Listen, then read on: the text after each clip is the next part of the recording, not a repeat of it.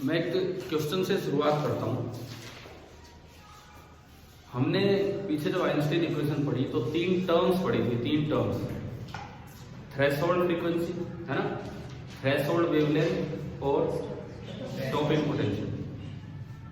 मैं सबसे पहले आता हूँ स्टॉपिंग पोटेंशियल पे। क्या स्टॉपिंग पोटेंशियल एक मेटल का फिक्स होता है या नहीं,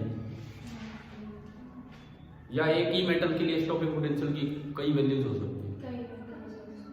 कई हो सकती है। आपने ग्राफ बनाया ना, आपने ग्राफ बनाया स्टॉपिंग पोटेंशियल का ही बनाया लास्ट ग्राफ, और क्या वो बार बार चेंज हो रहा है कि नहीं? न्यू चेंज करोगे तो वो चेंज होगा। थ्रेशोल्ड फ्रीक्वेंसी एक मेटल की फिक्स है या वो अलग अलग वैल्यू फिक्स है? वो न्यू नॉट वो तो उसके वर्क फंक्शन पे डिपेंड करती है, और थ्रेशोल्ड वेवलेंथ वो भी फिक्स है। यानी कि हमें यूं नहीं बोलना चाहिए कि stopping potential of the metal, of the metal नहीं, वो तो लाइट कैसी आ रही है उन पे भी डिपेंड करेगा। लेकिन थ्रेशोल्ड फ्रीक्वेंसी या थ्रेशोल्ड वेवलेंथ, इसमें आप बोल सकते हो कि ये तो किसके लिए है? मेटल के लिए है। क्लियर? ठीक है। आइंस्टाइन इक्वेशन अगर हम एक बार जस्ट लिख के देखें क्या क्या थी, तो उसमें ये पढ़ा कि जो मैक्सिमम काइनेटिक एनर्जी के साथ जो इलेक्ट्रॉन आ रहा है, ये स्पीड है v मैक्स, इसको हमने ke मैक्स भी बोला। आइंस्टाइन ने बताया कि इसकी वैल्यू कितनी होती है? e माइनस फाई नॉट, या फिर हम लिख सकते हैं h nu minus phi nought. Phi nought को आप h इंटू न्यू नॉट भी लिख सकते हैं, तो ये एक फॉर्म बनती है न्यू माइनस न्यू नॉट। या आप इसको लिख सकते हैं hc by lambda minus phi nought, और इसमें से अगर आप hc कॉमन लेंगे तो इसकी भी एक फॉर्म बनती है 1 by lambda minus 1 by lambda nought, है ना। और एक और form e into V nought, ये देख लिया हमने। अब देखो ये जो भी फॉर्म आपके पास है, अगर आप फोटो इलेक्ट्रिक इफेक्ट चाहते हैं, अगर आप फोटो इलेक्ट्रिक इफेक्ट चाहते हैं मतलब मेटल में से इलेक्ट्रॉन निकले, तो काइनेटिक एनर्जी नेगेटिव तो होती नहीं है। काइनेटिक एनर्जी हमेशा कैसी होनी चाहिए? पॉजिटिव। ये चीज पॉजिटिव कब होगी? जब न्यू ग्रेटर देन और इक्वल टू जस्ट जीरो भी मान लो, पॉजिटिव नहीं तो जीरो भी नेगेटिव नहीं हो सकती काइनेटिक एनर्जी। और ये चीज इसको देख के बताओ, लेमडा लेस देन और ग्रेटर देन, ये चीज हम पॉजिटिव चाहते हैं, तो 1 बाई लेमडा बड़ा हो, 1 बाई लेमडा बड़ा हो 1 बाई लेमडा नॉट से, इसका मतलब लेमडा छोटा हो। समझ गए? तो फोटो इलेक्ट्रिक इफेक्ट अगर आप चाह रहे हो तो जो न्यू है वो न्यू नॉट से बड़ा होना चाहिए, और जो लेमडा है वो लेमडा नॉट से छोटा होना चाहिए। क्लियर है ये चीज? अच्छा मुझे बताओ, जैसे आपने स्टॉपिंग पोटेंशियल डिफाइन किया, केमिस्ट्री में तो हम नाम दे देते हैं इलेक्ट्रोड, स्कोप, कैथोड, एनोड, है ना। वो वर्ड यहाँ यूज करने ही नहीं, बिकॉज वो तो चीजें कहीं ना कहीं ऑक्सीडेशन रिडक्शन उन चीजों से रिलेट हो जाती है ना। हम उन चीज पे नहीं जा रहे हैं। हम एक नए नाम लेंगे, जिस प्लेट में से इलेक्ट्रॉन निकले हैं उसको क्या बोलेंगे हम? एमिटर। और जिस प्लेट में सामने इलेक्ट्रॉन जा रहे होंगे उसको क्या बोल देंगे? कलेक्टर। एक एमिटर है, एक कलेक्टर है। अब इस पे लाइट आई, वो लाइट यूवी लाइट हो सकती है, मतलब थोड़ी सी स्ट्रॉन्ग, विजिबल से आगे वाली स्ट्रॉन्ग है, विजिबल से आगे तीन है, यूवी, एक्सरे और गामा रे। पता है ना, ये वो सीक्वेंस है दिमाग में, radio, micro, infrared, visible, visible में भी रेड से violet, ultraviolet, X ray and gamma ray. तो जो स्ट्रॉन्ग फोटोन एनर्जी वाली रेज है वो है यूवी, एक्सरे एंड गामा रे। अब गामा रे भी नहीं लेनी, हमें कोई कैंसर का इलाज करना है ऐसा नहीं है, हम तो खाली मेटल में से इलेक्ट्रॉन निकाल रहे हैं, तो गामा रे भी नहीं, हमें तो खाली यूवी लाइट चाहिए बस, ये है। ठीक है। अब होगा क्या, यहां से कुछ इलेक्ट्रॉन्स निकलेंगे, भाई यूं लगा ले, अंधे होकर निकलते हैं इलेक्ट्रॉन, आंख मीच के निकलते हैं, हम तो आगे बाहर। अब आगे कोई हमें संभालेगा तो ठीक है, नहीं तो देख जाएगी, ये इस तरह से आते हैं। ठीक है। अब होगा क्या ये सारे सेम एनर्जी के साथ निकलते हैं? ये आइंस्टाइन ने यही बताया था कि इनमें से कोई मोस्ट एनर्जेटिक होगा, उसकी एनर्जी तो होगी ke मैक्स, जिसकी वो इक्वेशन है, और बाकी सबकी एनर्जी क्या होगी? कम। ठीक है। अब मैं 1 बाई 4 पाई एप्सिलॉन नॉट के बराबर लिख सकता हूँ, स्टॉपिंग पोटेंशियल की तरफ चलना है, स्टॉपिंग पोटेंशियल। मुझे इनको रोकना है, मुझे पहुंचने नहीं देना इनको उधर। ये कैसा चार्ज आ रहा है, नेगेटिव की पॉजिटिव? इलेक्ट्रॉन है तो कैसा चार्ज है, नेगेटिव। इलेक्ट्रॉन है तो नेगेटिव चार्ज है। ये नेगेटिव चार्ज आ रहा है और मैं चाहता हूं, इस पे इतना क्यों सोचना पड़ रहा है, इलेक्ट्रॉन मींस नेगेटिव चार्ज है ना, मैं चाह रहा हूं कि ये ना पहुंचे यार, तो बताओ इस पे नेगेटिव बनाए इसको कि पॉजिटिव बनाए? नेगेटिव ही तो रिपेल करेगा, मतलब इसको तो माइनस कर दो और इसको प्लस। अगर आपने V नोट पोटेंशियल अप्लाई किया है, V note potential difference apply किया है, दिख रहा है ना बोर्ड क्लियर इधर से, V note potential difference apply किया है, इसका क्या मतलब है कि ये सफिशिएंट पोटेंशियल डिफरेंस है जो एक भी इलेक्ट्रॉन को यहां नहीं पहुंचने देगा। समझ रहे हो, ये इतना सफिशिएंट पोटेंशियल डिफरेंस है कि इवन जो मोस्ट एनर्जेटिक है वो भी नहीं आ पाएगा। देखो V नोट क्या है, V नोट अपोज कर रहे हैं इनको, मान लो 10 निकले। इसमें एक और चीज समझना, एक इलेक्ट्रॉन जब निकलेगा तो एक ही फोटोन को एब्जॉर्ब करके निकलता है। एक फोटोन कंप्लीटली एब्जॉर्ब होगा, ऐसा नहीं हो सकता कि आधा फोटोन एब्जॉर्ब हो गया। अगर लाइट एज अ वेव आती, अगर लाइट एज अ वेव आती तो आप उसका कुछ पार्ट एब्जॉर्ब कर सकते थे और कुछ पार्ट रिजेक्ट कर सकते थे। फोटोन एक पैकेट है भाई, पूरा लेना है तो ले, नहीं तो मतलब ये हाल है। मतलब आपको, आप मतलब इलेक्ट्रॉन को पूरी एनर्जी लेनी पड़ेगी, आपको लेनी है तो ठीक है, नहीं तो कोई और लेगा, इस तरह का काम। तो ऐसा तो कभी नहीं होता है कि फोटोन का एक पार्ट एनर्जी का एब्जॉर्ब हो जाए। अब मैंने ये जो पॉइंट बताया, आपने हाइड्रोजन एटम के एनर्जी लेवल पढ़ रखे हैं ना केमिस्ट्री में। देखो मैं एक बार इसी पॉइंट को थोड़ा सा एक्सप्लेन करता हूँ। एनर्जी लेवल में H एटम की बात कर रहा हूँ, ग्राउंड स्टेट पे कितनी एनर्जी होती है बताओ यार, पढ़े या नहीं केमिस्ट्री में? -13.6।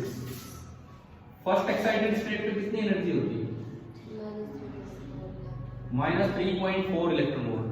सेकेंड एक्साइटेड स्टेट में कितनी एनर्जी होती है? एक ही बच्चा बोल रहा है और नहीं याद आ रहा क्या? पढ़े हुए नहीं पढ़े? कभी 11वीं क्लास में एटॉमिक स्ट्रक्चर चैप्टर आता है तो क्या वहां पे एनर्जी लेवल नहीं बताए जाते? बताए तो थे अरे बताए होंगे यार पक्का। फॉर्मूला वगैरह नहीं है, मैं तो वैल्यू बता रहा हूँ कि वैल्यू, चलो कोई बात नहीं। आगे अब जब अपना एटम वाला चैप्टर आएगा, अभी तो हम फोटो इलेक्ट्रिक इफेक्ट पे है, फिर हम डी ब्रोई वेव पे चलेंगे, फिर जब एटम वाला चैप्टर आएगा तो वहां फिर से पढ़ेंगे। लेकिन सुनो, ये एक इलेक्ट्रॉन है ग्राउंड स्टेट में, ये एक इलेक्ट्रॉन फर्स्ट एक्साइटेड है और ये सेकंड। इन दोनों के बीच का गैप कितना है घटाना तो जानते हो, तो ये घटा के दिख रहा है, ये गैप कितना है समझ में आ रहा है कैसे घटाए? तो आप बता दो इसका और उसका गैप कितना है? कॉपी पेन से घटा दो, कोई ऐसी बात थोड़ी है। उसको 1.5 मान लो आप।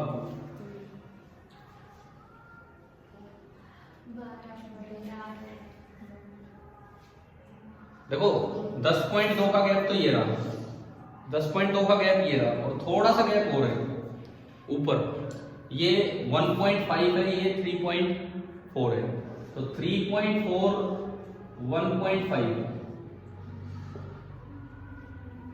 1.9 का गैप ये है और 10.2 का गैप ये रहा। 10.2 में 1.9 हो तो क्या रहा, कितना हो गया? किस चीज में हम टाइम वेस्ट कर रहे हैं? जल्दी बोलो, क्या बन रहा है कि नहीं? 12.1 इलेक्ट्रॉन वोल्ट। अब ये इलेक्ट्रॉन बैठा था, ये इलेक्ट्रॉन बैठा था, इसके पास एक पैकेट आता है, पैकेट मतलब फोटोन आता है, और मैं कहता हूं कि उस फोटोन की एनर्जी है 11 इलेक्ट्रॉन वोल्ट। तो बताओ ये इलेक्ट्रॉन एक्साइट होगा कि नहीं होगा? होगा तो कौन से लेवल पे जाएगा, फर्स्ट पे सेकंड पे? देखो ये तो ग्राउंड स्टेट है, ये फर्स्ट एक्साइटेड स्टेट है, ये सेकंड एक्साइटेड स्टेट है।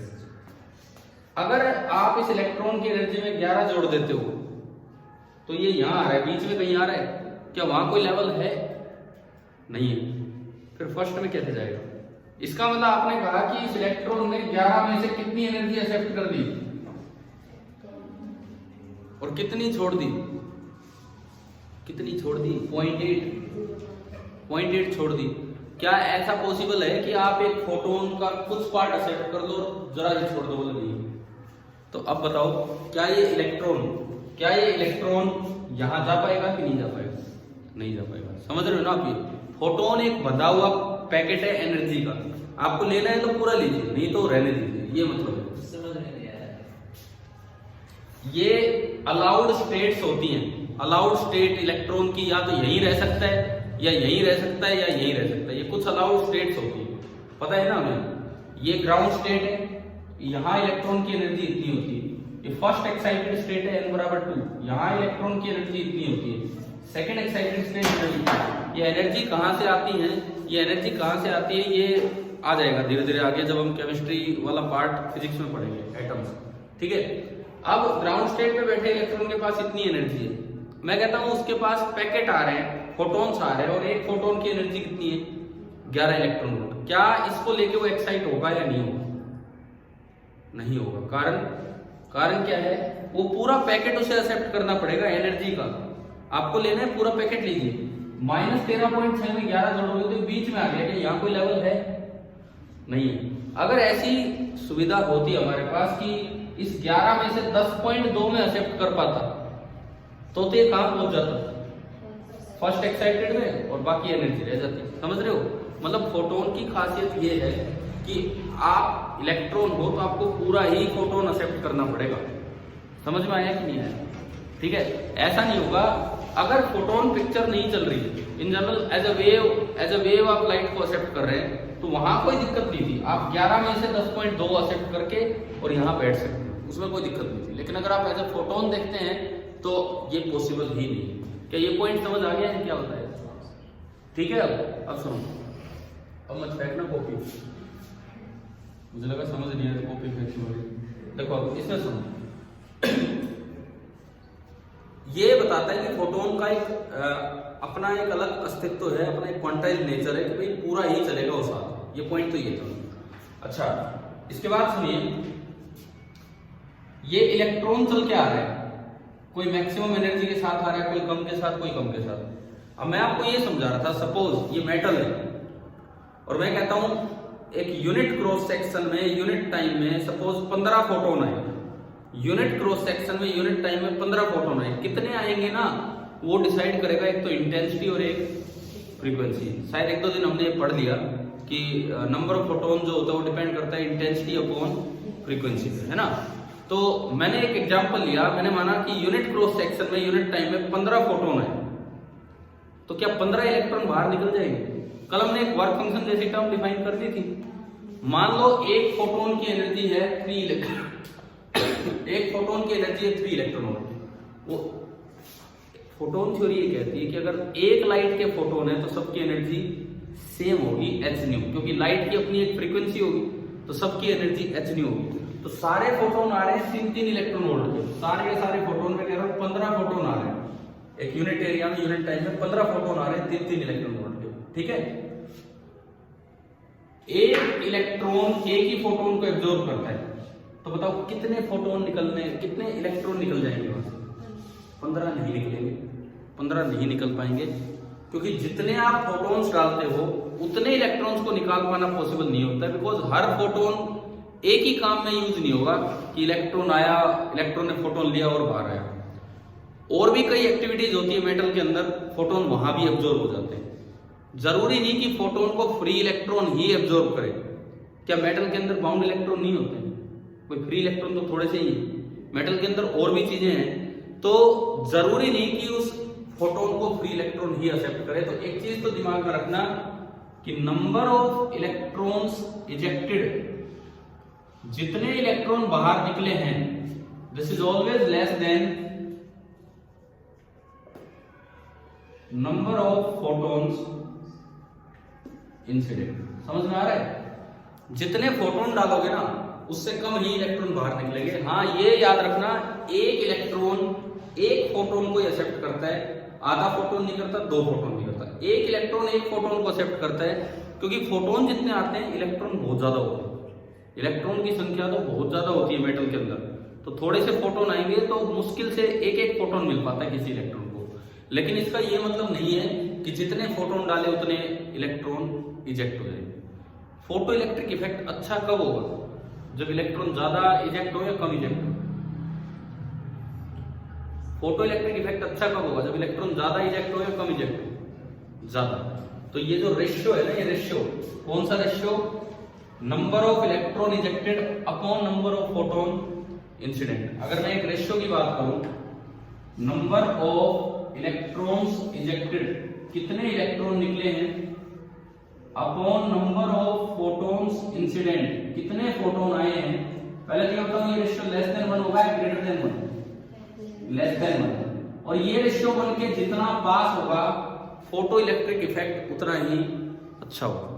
ठीक है। और इसके भी अपने टेक्निक्स हैं, उस पर कुछ कोटिंग की जाती है, कुछ ऐसे लेयर्स डाल दी जाती है जिनसे थोड़ा ज्यादा इलेक्ट्रॉन बाहर निकले, लेकिन ये रेशियो कभी एक से बड़ा नहीं हो पाएगा। पहली बात यही समझ लें। आप देखो, आप इस एग्जाम्पल में हो, मैं यहां समझा रहा था। मान लो मैं कहता हूं 15 फोटोन यूनिट एरिया पे यूनिट टाइम में आके लगे हैं, तो क्या 15 इलेक्ट्रॉन निकल आएंगे? नहीं निकलेंगे, कम ही निकलेंगे। सपोज कितने इलेक्ट्रॉन इजेक्ट हो गए? 10 इलेक्ट्रॉन। ये 10 इलेक्ट्रॉन ना रैंडमली निकलते हैं, यूं लगा लो आंख मूंद के निकले हैं, पता नहीं कौन किधर जा रहा है किधर नहीं, इस तरह से। और सबकी एनर्जी भी अलग अलग है। जो बिल्कुल ही इकोनॉमिकल यूज करके निकला एनर्जी का, जैसे एक फोटोन की एनर्जी मैंने कितनी बताई? 3 इलेक्ट्रॉन वोल्ट। और सपोज इस मेटल का वर्क फंक्शन है 2.5 इलेक्ट्रॉन वोल्ट। एक फोटोन की एनर्जी है 3 इलेक्ट्रॉन वोल्ट और एक मेटल का इसका वर्क फंक्शन है 2.5 इलेक्ट्रॉन वोल्ट। तो ज्यादा से ज्यादा कितनी एनर्जी के साथ इलेक्ट्रॉन आ सकता है? 0.5। यही तो काइनेटिक एनर्जी मैक्सिमम का फॉर्मूला दिया था इसने, E - 5 तो 3 - 2.5, यानी कि जो मैक्सिमम एनर्जी के साथ निकला है वो तो कितनी एनर्जी के साथ निकला होगा? 0.5। और जो निकले होंगे बेचारे वो तो कम एनर्जी के साथ आए होंगे, कोई 0.4 के साथ, कोई 0.3 के साथ। अब स्टॉपिंग पोटेंशियल का क्या मतलब है? मैं रोकना चाह रहा हूं, मैं चाह रहा हूं कि एक भी इलेक्ट्रॉन यहां तक ना पहुंचे। ठीक है। इनको डराना है, लगा तो इनको डराना है भाई तुम बताओ। तो आप अगर थोड़ा सा भी धमकाओगे तो हल्के वाले तो वैसे उल्टे हो जाएंगे, बोले भैया आगे तो डर रहे। सबसे खतरनाक कौन है? ये है, मतलब मैं जाऊंगा, मैं देखता हूं। लेकिन अगर आपने इतना पोटेंशियल डिफरेंस लगा दिया कि इसको भी यहां आते आते आते आते रोक दिया, बस बिल्कुल यहां पहुंचते पहुंचते रोक दिया, तो क्या ये पहुंच पाए? नहीं पहुंच पाए। इस पोटेंशियल डिफरेंस को हम क्या बोलते हैं? Stopping potential. तो अगर आपसे पूछा जाए, जब आपने कुछ पोटेंशियल लगाया, सारे नहीं रुक पाए, कुछ रुक पाए, मतलब स्टॉपिंग पोटेंशियल से कम पोटेंशियल डिफरेंस अप्लाई किया, जो रुक गए उनका क्या होगा ये बताओ। मान लो 10 निकले थे, आपने स्टॉपिंग पोटेंशियल जितना नहीं लगाया, 2 तो अब भी बाहर जा रहे हैं। आपने इतना पोटेंशियल डिफरेंस लगाया कि कुछ रुके, जो हल्के वाले तो रुके, सपोज 8 रुके और 2 अब भी आगे जा रहे हैं। इन 8 का होगा क्या? क्या ये बैठे रहेंगे बीच में? क्या होगा बताओ, क्या होगा? ये 8 जैसे रुकेंगे, ये पॉजिटिव प्लेट है और ये नेगेटिव। पॉजिटिव प्लेट इन 8 को क्या करेगी? अट्रैक्ट करेगी और वो इलेक्ट्रॉन वापस जाके प्लेट में एब्जॉर्ब होगी। समझ में आ रहा है क्या होगा? अगर आप स्टॉपिंग पोटेंशियल से कम पोटेंशियल डिफरेंस लगाते हैं तो सारे तो नहीं रुक पाएंगे, कुछ जो एनर्जेटिक इलेक्ट्रॉन है वो अब भी दूसरे कलेक्टर प्लेट में पहुंच जाएंगे, लेकिन जो लेस एनर्जेटिक इलेक्ट्रॉन थे वो रुकेंगे और रुक के वापस एमिटर प्लेट के अंदर ही चले जाएंगे। और स्टॉपिंग पोटेंशियल लगा दिया तो क्या होगा? रुके रहेंगे, बीच में रुके रहेंगे। अब क्या होगा? इवन जो मोस्ट एनर्जेटिक है वो भी यहां पहुंच के रुक गया और रुकते ही क्या होगा? वापस चला जाएगा। मतलब जो मोस्ट एनर्जेटिक है वो भी वापस रीअब्सॉर्ब हो जाएगा। और अगर इससे ज्यादा लगाते तो V0 से भी ज्यादा पोटेंशियल लगा देते अपोजिट डायरेक्शन में, तो क्या होगा? तो क्या होता है? ये बीच में रुक लेता, मोस्ट एनर्जेटिक है उसकी हवा निकल लेती, बोले भाई कहां जाऊं, है ना? बीच में रुक के और वापस और स्ट्रोंग लगाते, निकलते वापस हो जाते। समझ रहे हो ना? मतलब ये स्टॉपिंग पोटेंशियल तो एक स्पेशल वर्ड है कि मिनिमम वैल्यू कितनी लगाएं कि इवन जो मोस्ट एनर्जेटिक है वो भी यहां तक पहुंच के लेकिन आ ना पाए इस प्लेट में। ठीक है, समझ आया? देखो इसमें मैंने बिना कुछ लिखवाए आपको 2-3 बातें बताई है। एक तो फोटोन का ये रेशियो के बारे में आपको बताया, ये वाला रेशियो कि भाई क्या होता है, ये हमेशा लेस देन 1 होगा। एक इलेक्ट्रॉन एक ही फोटोन को एब्जॉर्ब करेगा। एक स्टॉपिंग पोटेंशियल का मतलब क्या, और उससे ज्यादा है उससे कम पोटेंशियल लगाया तो क्या होगा, और जो रुक गए उनका क्या होगा। ठीक है, अब कुछ 2-4 बातें लिख लेते हैं हम इसमें। सबसे ग्राफ वाला काम होता है लास्ट में, stopping potential the minimum potential difference required to stop the most energetic photon photo electron। ठीक है, अब इसमें कुछ पॉइंट्स आप मेंशन कर लीजिए, 2-3। पहला पॉइंट, एक तो अपनी कॉपी में पहला पॉइंट ये लिख दो कि for photo electric effect nu should be greater than और equal to nu nought and lambda should be less than और इक्वल टू लैम्डा नॉट। ये आपका पहला पॉइंट है।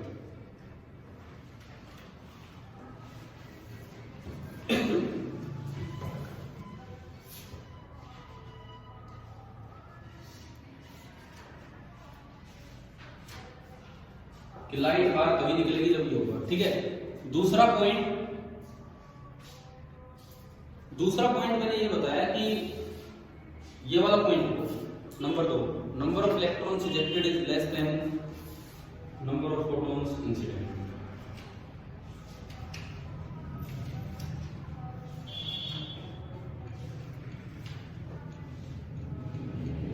और ये रेशियो की तरह भी लिख दो, ये जो रेशियो है, this ratio is less than 1।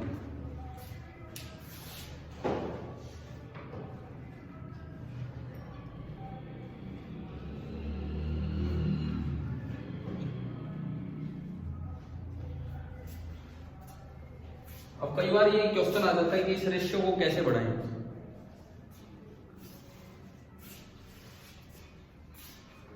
या यूं पूछ लेते हैं कि efficiency of photo electric effect कैसे बढ़ाएं। एफिशिएंसी का क्या मतलब है, वही एफिशिएंसी मतलब कि आप जितने फोटोन डाल रहे हैं उनसे ज्यादा से ज्यादा इलेक्ट्रॉन निकल पाए बाहर। इसी वर्ड को ही एफिशिएंसी भी बोल देते हैं। तो इसको बढ़ाएं कैसे हम, तो मैंने बताया था एक तरीका होता है कि इसकी सरफेस पे क्या कर दीजिए, कुछ स्पेशल मटेरियल की कोटिंग कर दीजिए। तो यूं लिखो यहाँ पे,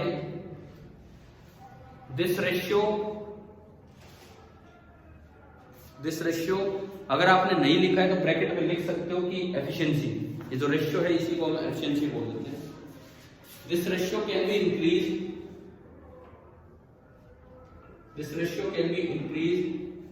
bye coating the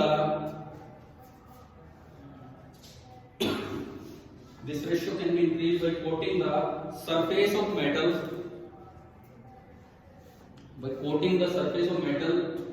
with a layer of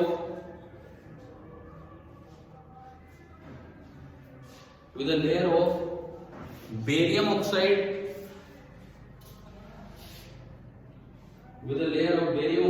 or strontium oxide, strontium oxide। अच्छा, इनसे होता क्या है, हमने कल बताया था कि सरफेस इंप्योरिटी से वर्क फंक्शन पे बहुत फर्क पड़ता है। कभी जिक्र हुआ इस चीज का कि जो वर्क फंक्शन जब पढ़ाया वहां पे कुछ वैल्यू बताई, तो उसके साथ ये बात बताई थी कि सरफेस इंप्योरिटी से वर्क फंक्शन पे बहुत ज्यादा इफेक्ट है ना। तो ये ऐसे मटेरियल है, ये डालने से ना, ये मेटल के ऊपर इनकी कोटिंग करने से वर्क फंक्शन लोअर हो जाता है। वर्क फंक्शन कम होगा तो इलेक्ट्रॉन्स का निकलना आसान हो जाएगा, समझ गए। वर्क फंक्शन अगर कम होगा तो इलेक्ट्रॉन का निकलना आसान हो जाएगा। तो ब्रैकेट में लिख दो कि इससे होगा क्या, फाई नॉट इज लोअर मतलब work function, phi nought is lower, phi nought कम हो जाता है।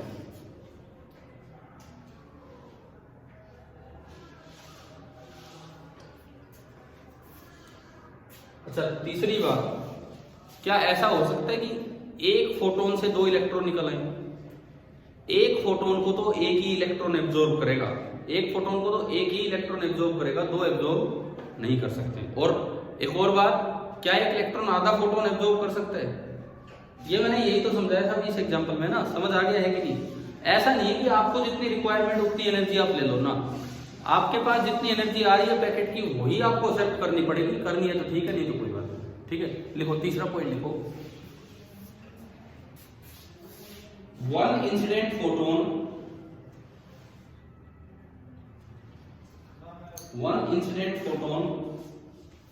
Can eject only one photo electron.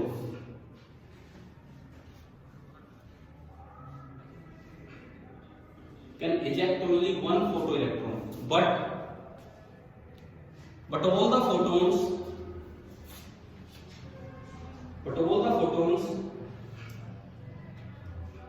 are not involved. But all the photons are not involved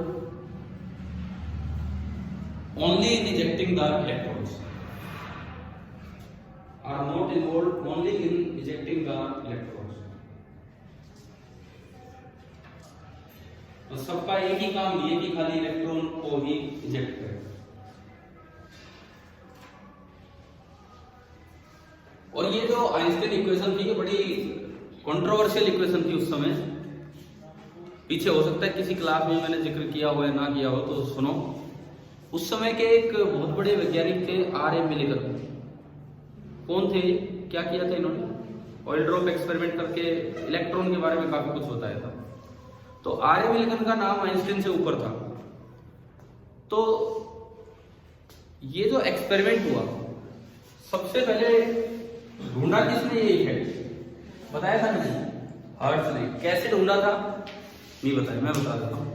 एक स्पार्किंग पोटेंशियल का जिक्र किया था हमने शायद, कि लाइट नहीं डाली लेकिन बाहर से वोल्टेज लगाते हो तो एयर का ब्रेकडाउन हो रहा था और स्पार्क्स पैदा हो रहे थे। हर्ट्ज ने एक चीज ऑब्जर्व की, उसी एक्सपेरिमेंट में जब आप एक प्लेट पे लाइट डालते हो, स्पार्क्स तो वैसे ही बनाओ पोटेंशियल डिफरेंस लगा के, गैस का आयनाइजेशन करवा के, लेकिन एक चीज ऑब्जर्व की, उसी एक्सपेरिमेंट में जब आप एक प्लेट पे लाइट डालते हो तो स्पार्क्स बढ़ रहे थे। अब स्पार्क्स बढ़ने का क्या मतलब है? कि पहले कम इलेक्ट्रॉन एयर में से निकल रहे थे, अब ज्यादा निकल रहे होंगे। तो वहां से अंदाजा लगा कि यार मैं तो लाइट एयर पे नहीं, मैं तो लाइट किस पे डाल रहा हूँ? प्लेट पे डाल रहा हूँ, यूवी लाइट, और उससे एयर के स्पार्क्स कैसे बढ़ गए? मैं तो लाइट इस पे डाल रहा हूँ, इसका मतलब इसमें से भी क्या निकले होंगे? कुछ इलेक्ट्रॉन निकले होंगे। तो 1887 में हेनरी हर्ट्ज ने यही पता लगाया था कि उस स्पार्किंग पोटेंशियल वाले एक्सपेरिमेंट में sparks were enhanced when UV radiation या कोई भी स्ट्रॉन्ग लाइट डाली गई किस पे? किसी एक प्लेट पे। उससे पता लगा था कि फोटो इलेक्ट्रिक इफेक्ट हुआ। ठीक है, लिख लो, ये पॉइंट भी लिख लो। तीसरा पॉइंट बना के हम एक बार कुछ पॉइंट्स के थ्रू आगे बढ़ रहे हैं। इन 1887 Hertz found that sparks were enhanced, ENHANCED, sparks बढ़ रहे थे when a strong light was incident on one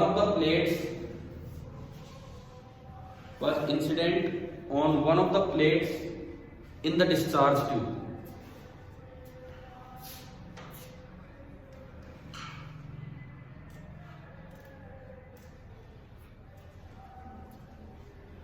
ठीक है, अब सुनो, ये जो आइंस्टाइन की इक्वेशन आई, ये ऐसे समय में आई थी जिस समय वेव थ्योरी का दौर था। 1801 में ये एक्सपेरिमेंट थॉमस यंग कर चुका था, हालांकि ये बातें 100 साल बाद की।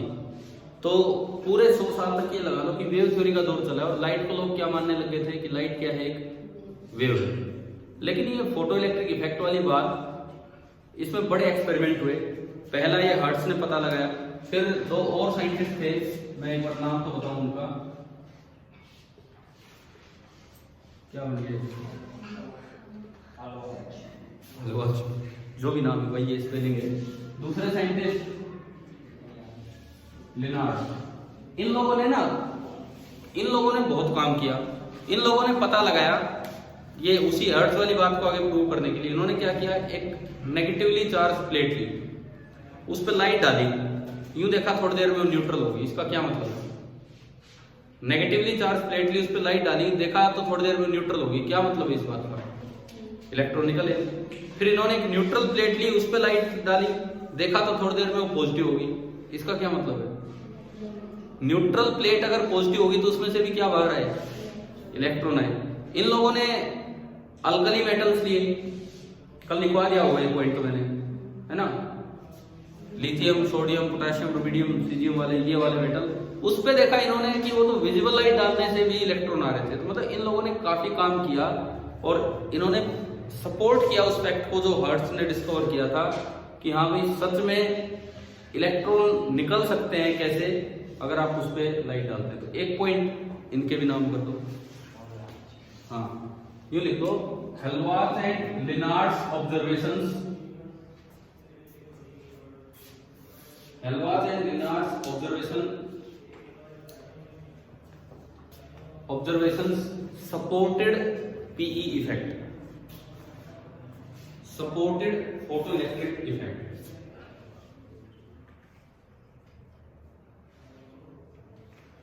अब हुआ था सबसे खतरनाक काम, लोग मान नहीं रहे थे आइंस्टाइन की बात, कोई नहीं मान रहा था। देखो 1905 के करीब ये बात रखी है, जो भी इक्वेशन वाली बात है सारी 1905 के आसपास, 10 साल लग गए इस बात को एक्सेप्ट होने में, 10 साल लग गए इस बात को एक्सेप्ट होने में कि ये सही है। कारण क्या है, क्या एक्सपेरिमेंट्स में कहीं आइंस्टाइन का नाम आ रहा है? ढूंढा किसने ये इफेक्ट? हर्ट्ज ने। और चीजें किसने की? इन दोनों ने। नोबेल प्राइज कौन ले गया? आइंस्टाइन। कुछ नहीं किया, घर बैठ के मतलब मनगढ़ंत स्टोरी बना दी कि पैकेट की फॉर्म में लाइट चलती है। आइंस्टाइन एक थ्योरेटिकल फिजिसिस्ट है, जैसे माइकल फैराडे का नाम आता है, वो एक एक्सपेरिमेंटल फिजिसिस्ट है। आइंस्टाइन एक प्योरली थ्योरेटिकल फिजिसिस्ट है, एक्सपेरिमेंट नहीं किए, लेकिन लोगों के किए हुए एक्सपेरिमेंट को एक बहुत अच्छी थ्योरी गढ़ के बनाते थे कि हाँ भाई इससे एक्सप्लेन हो जाएगा। तो यही काम इसमें इन्होंने किया। तो एक्चुअली कई लोग बड़े गुस्सा भी हुए इस चीज से, जिनमें मैंने अभी नाम लिया ऑयलड्रॉप एक्सपेरिमेंट वाले, क्या नाम है? Millikan, R.A.. Millikan. R.A.. Millikan इतना ज्यादा नाराज हुए और बिल्कुल अड़ गए, बोले बिल्कुल गलत बात है, बोले ऐसे कैसे कोई कहेगा कि पैकेट आ रहा है, फोटोन आ रहा है, आप मान लोगे। तो आर.ए. मिलिकन ने आइंस्टाइन से बात की, बोले भाई क्या सबूत है इसका? तो आइंस्टाइन का जवाब ये था कि मेरे पास प्रूफ नहीं है, सबूत नहीं है, पर हिम्मत है तो गलत प्रूव करके दिखा दो। तो भाई वो भी बड़े वैज्ञानिक थे, लग गए जी लैब में, 5 साल लगा दिए। असल में ये वैज्ञानिक ऐसे लगते थे जैसे इनकी 300 साल की जिंदगी हो, 5 साल तो इनका ऐसे था जैसे 5 दिन लगाए हो भाई। 5 दिन तो यार कोई लगा भी दे काम के लिए, 5-5 साल किसी के पीछे कैसे कि उसको गलत प्रूव करना है। टारगेट यही है कि उसको गलत प्रूव करना है। दुनिया भर का डाटा इकट्ठा कर लाए लैब से, दुनिया भर का डाटा, फिर बुलाया आइंस्टीन को भी और साइंटिस्ट को भी, बोले ला अब ला तेरी इक्वेशन। और उसमें देखा तो हर एक डाटा उस इक्वेशन को सेटिस्फाई कर रहा था, या वो इक्वेशन हर एक डाटा को सेटिस्फाई कर रही थी। इसका मतलब जो प्रूफ आइंस्टाइन नहीं दे पाया, वो प्रूफ किसने दे दिया? आर.ए. मिलिकन ने दे दिया। और उसके बाद फिर आइंस्टाइन को नोबेल प्राइज दिया गया था। इस तरह का काम, ठीक है। तो एक पॉइंट इनके भी नाम कर दो, लिखो R.A.. Millikan, R.A.. Millikan MILIKAN performed है, ये इनका पूरा नाम था रॉबर्ट आर्थर मिलिकन, लेकिन हमें इतना लिखना नहीं है। परफॉर्म्ड है series of experiments, performed a series of experiments. एम क्या था? आइंस्टीन की इस इक्वेशन को गलत प्रूव करना, कॉमा करके लिखो aimed at disproving disproving Einstein's photoelectric equation, aimed at disproving Einstein's photoelectric equation, but in the end his data proved that equation, but in the end his data proved that equation, उसके data ने ही ये equation prove की। चले देखो, बहुत सा इतिहास भी बता दिया इनमें क्या है क्या नहीं। आज आपने लिखा बहुत कम है, आप देखोगे तो कितने यार आधा पेज भरा होगा, लेकिन हम कई चीजें यहीं से समझते गए। एक चीज और मैं लिखवाना भूल गया था, शायद नहीं लिख पाया है, पता नहीं लिखवा दिया, कि अगर आप एक पोटेंशियल लगाते हो, रिटार्डिंग पोटेंशियल, जिसकी एक वैल्यू स्टॉपिंग पोटेंशियल होती है, तो जो कम एनर्जेटिक पार्टिकल है, इलेक्ट्रॉन है, उनका क्या होगा? वापस एब्जॉर्ब हो जाएंगे एमिटर प्लेट में। लिख दो ये भी पॉइंट, पता नहीं किस पे सवाल बन के आ जाए। when retarding potential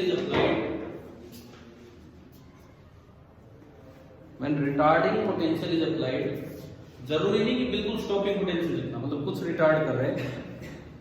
when retarding potential is applied, the less energetic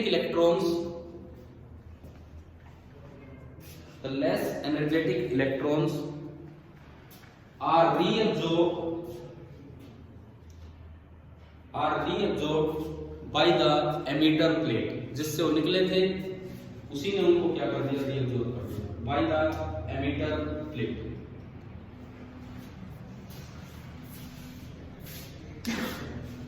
ठीक है।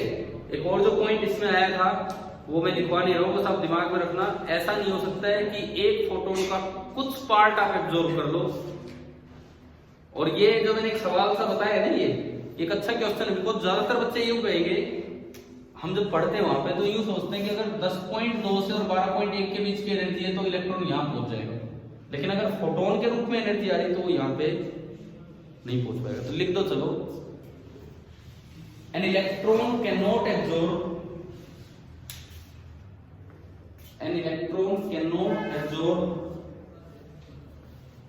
a part of photon energy,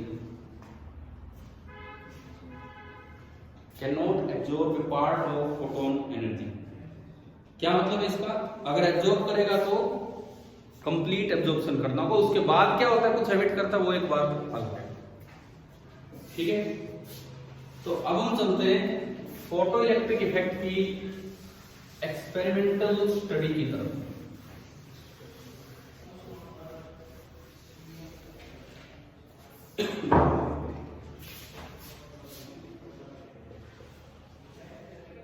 तो जो नेक्स्ट हमारी हेडिंग बनेगी that is experimental study of photo electric effect. Experimental study of photo electric effect.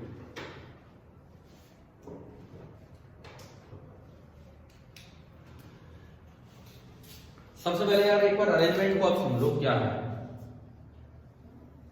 ये आपने glass tube ली,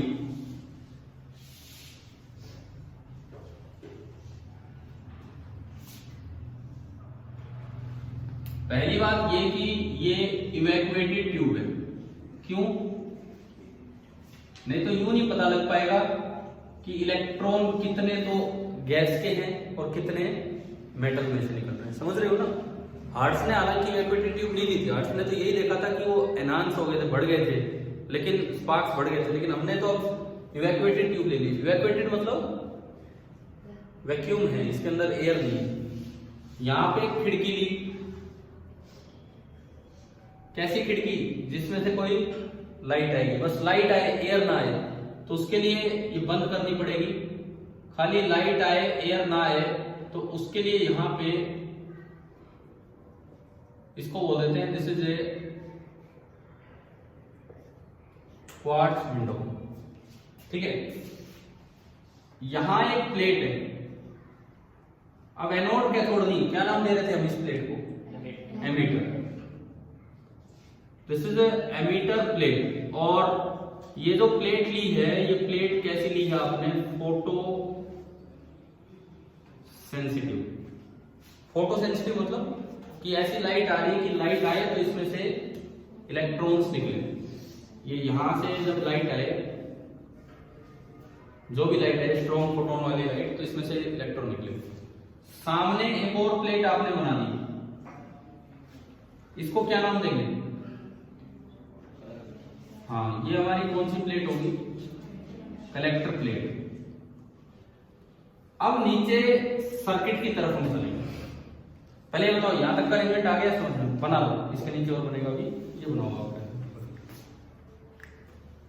experimental study करने के लिए नीचे थोड़ा सा सर्किट पार्ट।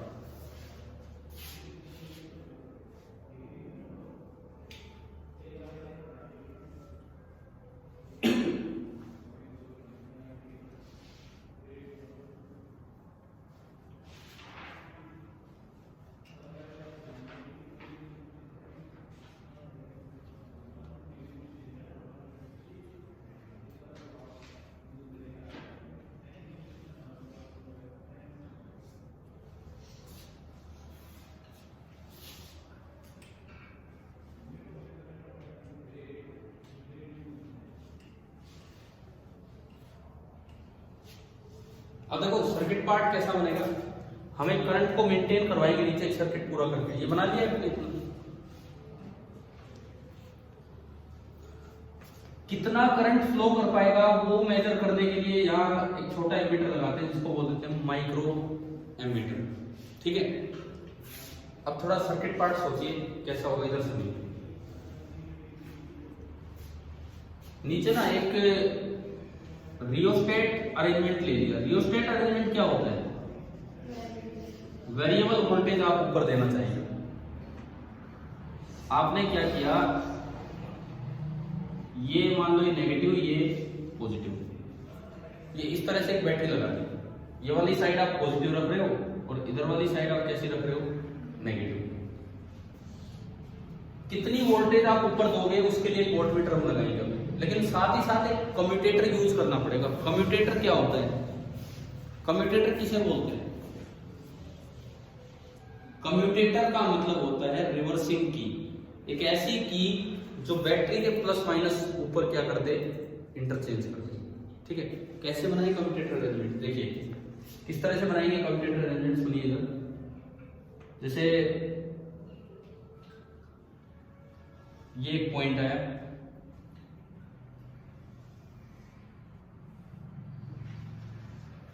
ये पॉइंट इधर आया, उसके बाद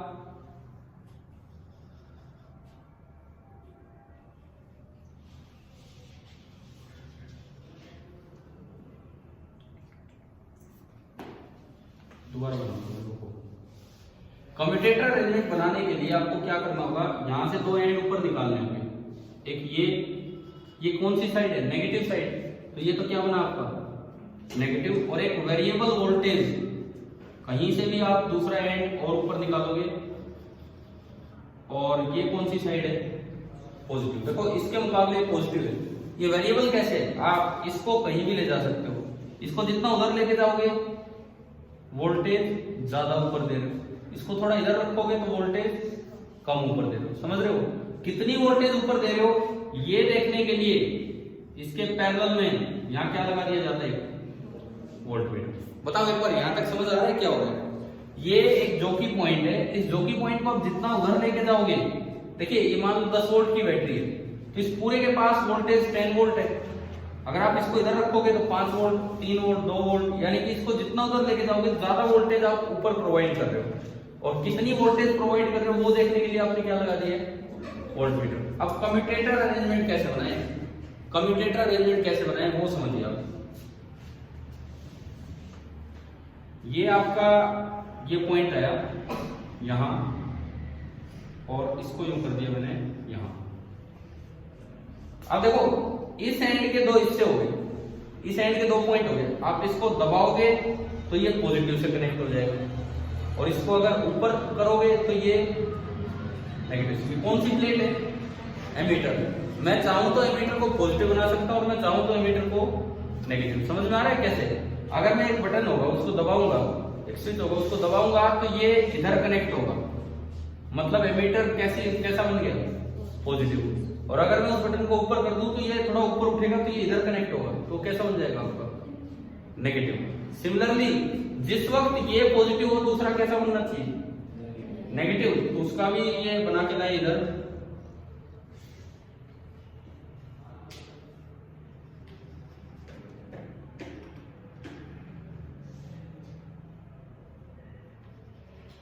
बताओ ये बन गया। अब देखो अगर आप इसको प्रेस करते हो नीचे, अगर आप इसको नीचे प्रेस करते हो तो भाई ये वाला हिस्सा तो आ रहा है एमीटर का, और ये वाला हिस्सा किसका आ रहा है, कलेक्टर का। अगर आप इसको नीचे प्रेस करते हो तो एमीटर तो पॉजिटिव हो जाएगा और कलेक्टर नेगेटिव। आप बताओ आप उस वक्त इलेक्ट्रॉन को रिटार्ड कर रहे हो कि सपोर्ट कर रहे हो, अट्रैक्ट कर रहे हो, सोच के बताओ। मैंने इसको नीचे दबाया तो एमीटर तो पॉजिटिव होगा और कलेक्टर नेगेटिव। तो आप जो इलेक्ट्रॉन निकले उनको ड्रा रहे हो, वापस भगा रहे हो या अपनी तरफ भगा रहे हो, भगा रहे बिल्कुल भगा रहे, क्योंकि आपने कलेक्टर को कैसा कर दिया, नेगेटिव, और नेगेटिव को क्या करेगा, रिपेल। अगर आपने इसको ऊपर की तरफ प्रेस किया ऊपर, तो अब देखिए कलेक्टर वाला तो किससे कनेक्ट होगा, पॉजिटिव से, और एमीटर वाला किससे कनेक्ट होगा, नेगेटिव से। तो एमीटर नेगेटिव बन गया और कलेक्टर पॉजिटिव बन गया। तो अब क्या होगा, आप इलेक्ट्रॉन्स को अपनी तरफ अट्रैक्ट कर रहे हो, समझ रहे हो। इसका मतलब अगर एक्सेलरेटिंग वोल्टेज लगानी हो, एक्सेलरेटिंग वोल्टेज, तो इसको ऊपर कर दो, और डिसेलरेटिंग वोल्टेज लगानी है तो इसको नीचे। समझ में आ रहा है। मैं चाहूँ तो जिस तरह का ये रटना नहीं है, ये डायग्राम ये रटना नहीं है, हमने तो वैसे ही बनाया है। उल्टा भी बन सकता था, उल्टा भी हो सकता था, बैटरी पता नहीं कैसे लगा देते आप, जो भी है।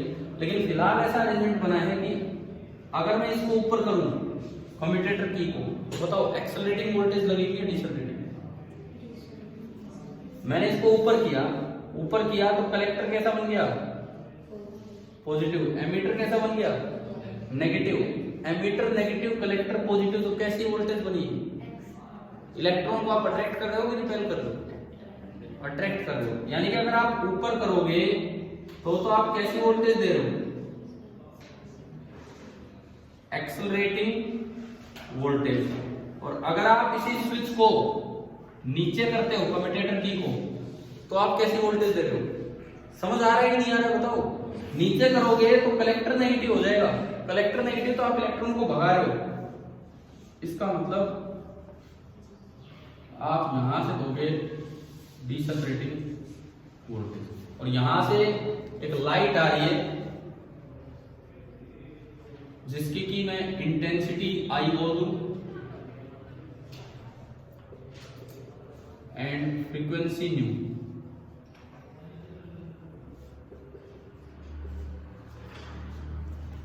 ये डायग्राम बना दो।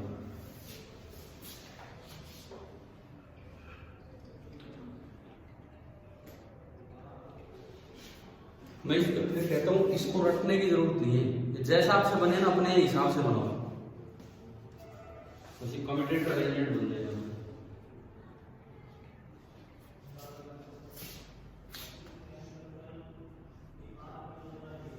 इसको बोल देते हैं कम्यूटेटर, यानी कि रिवर्सिंग की है।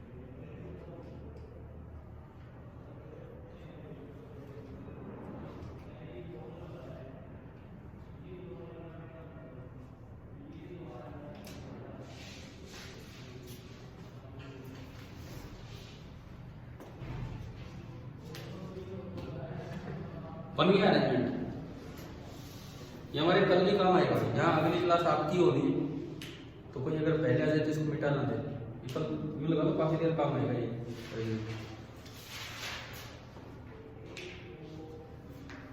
अब इसमें देखो, ये मैं कह रहा हूँ इसकी आप खुद प्रैक्टिस कर लेना। आप ऐसा भी बना सकते हैं कि ऊपर करने पे डिसेलरेटिंग वोल्टेज और नीचे करने पे एक्सेलरेटिंग, वो कोई रटना नहीं है बिल्कुल, समझ गए हो। क्या पता उल्टा ही बने जब आप बनाओ, उससे तो कोई फर्क ही नहीं पड़ता है।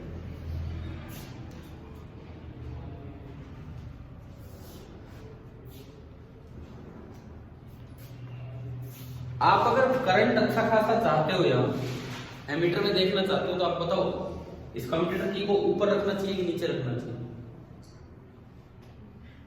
आप अगर चाहते हो कि मैं इस करंट को ऑब्जर्व करूं और फिर उसके बारे में कुछ स्टडी करूं, तो मुझे इसको ऊपर करना चाहिए कि नीचे करना चाहिए। इस डायग्राम में मुझे इलेक्ट्रॉन को बुलाना चाहिए, तभी तो करंट बनेगा। इलेक्ट्रॉन एक्सेलरेट कब होंगे, ऊपर, यानी कि की को ऊपर करेंगे तो आप कुछ चीजें ऑब्जर्व कर पाएंगे। समझ में आ रहा है? हाँ भाई बताओ, एक्सपेरिमेंट से तभी तो बात बनेगी आगे, समझ आ गई? तो अब हम कुछ ऑब्जर्वेशंस की तरफ चलते हैं, बड़े काम की ऑब्जर्वेशंस हैं, तो लिखो ऑब्जर्वेशंस।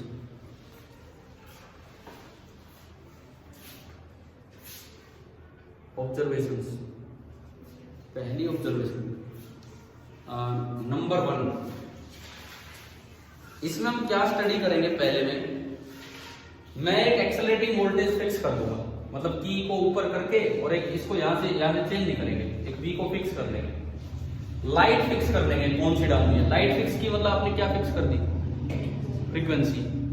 लेकिन अब मैं बार बार में उसकी इंटेंसिटी बदल के देते, एक बार ब्लू लाइट थोड़ी हल्की डाली और एक बार ब्लू लाइट थोड़ी सी स्ट्रॉन्ग डाली। दोनों बार ब्लू है तो फ्रीक्वेंसी तो क्या है, सेम। देखो मैं क्या फिक्स कर रहा हूं, सुनिए। पहला ऑब्जर्वेशन जो होगा, आप वोल्टेज कैसे लगाएंगे, एक्सेलरेटिंग, और उसकी वैल्यू फिक्स कर देंगे 5 वोल्ट 7 वोल्ट जो भी देने हैं, यहां से फिक्स हो गए। उसको चेंज करना हो तो इसको इधर उधर करके देखा जा सकता है, समझ रहे हो। अगर मैं इसको इधर करूं तो बताओ वोल्टेज कम दे रहे हो कि ज्यादा, समझ आ रहा है ना। ये इधर करने का मतलब है V डिक्रीजेस, और इधर करने का मतलब है कि V इंक्रीज। इधर करते तो V डिक्रीज होगा और उधर करते तो V इंक्रीज। ऐसे ऊपर किया तो एक्सेलरेटिंग, नीचे किया तो डिसेलरेटिंग। अब जो पहली ऑब्जर्वेशन हम ले रहे हैं, हमने इसको एक्सेलरेटिंग वोल्टेज को फिक्स कर दिया एक जगह, जो लाइट डालनी है उसकी फ्रीक्वेंसी फिक्स कर दी, लेकिन चेंज क्या करेंगे, इंटेंसिटी। तो क्या पाया गया, इंटेंसिटी डबल करते हैं तो ये करंट डबल हो रहा है, इंटेंसिटी 3 गुना की तो ये करंट 3 गुना हो रहा है। ये पहला एक्सपेरिमेंटल रिजल्ट है जो हम लिखेंगे आप। तो नंबर 1 ऑब्जर्वेशंस के अंदर नंबर 1 आप लिखिए, हेडिंग डाल दो, effect of intensity of light on photo current. Effect of intensity of light on photo current. और इसमें एक लाइन जो हम लिखेंगे, दो चीजें आपने फिक्स की। क्या क्या फिक्स की, एक तो एक्सेलरेटिंग वोल्टेज फिक्स की और एक आने वाली लाइट की फ्रीक्वेंसी। तो क्या मिला कि जो फोटो करंट है जो एमीटर में दिखेगा वो इंटेंसिटी के साथ लीनियरली वेरी करेगा, वो डबल। तो ये डबल लिख दो, इसमें लाइन ही आप लिख दीजिए, keeping the frequency of incident radiation, keeping the frequency of incident radiation and the accelerating potential fixed, keeping the intensity of incident radiation and the accelerating potential fixed, comma photo current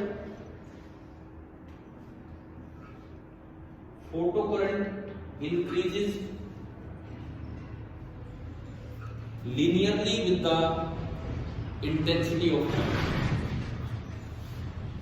Photo current increases linearly with the intensity of light.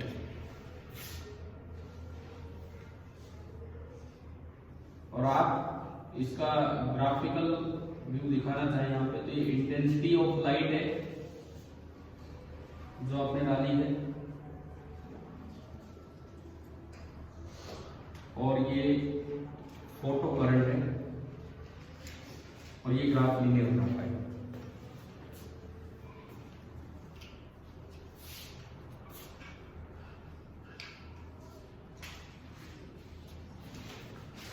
अब हमें पता है कि wave theory नहीं, हम किससे explain करेंगे इसको, photoelectric effect, particle theory, photon theory से।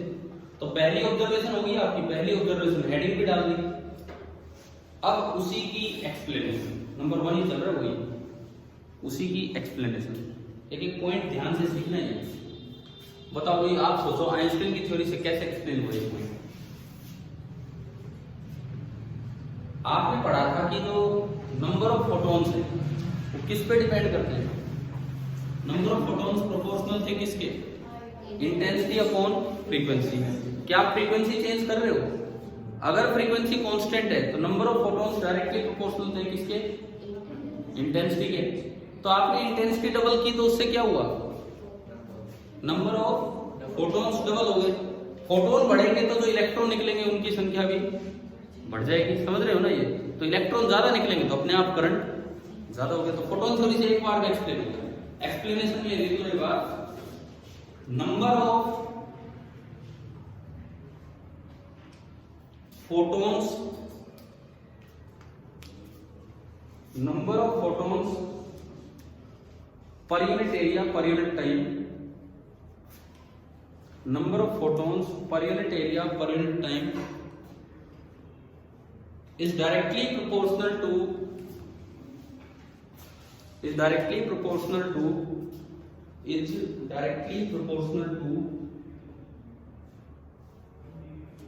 intensity of light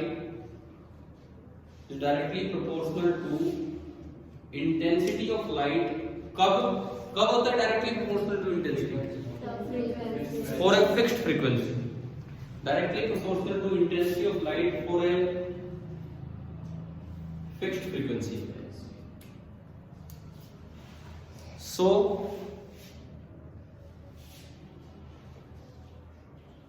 number of photoelectrons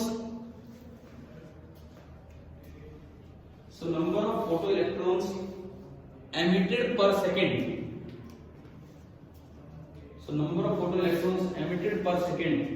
और number of electron per second ये तो करंट होगा, समझ रहे हो ना? छोड़ो उसको, या ब्रैकेट में लिख सकते हो फोटो करंट, ब्रैकेट में लिख दो फोटो करंट.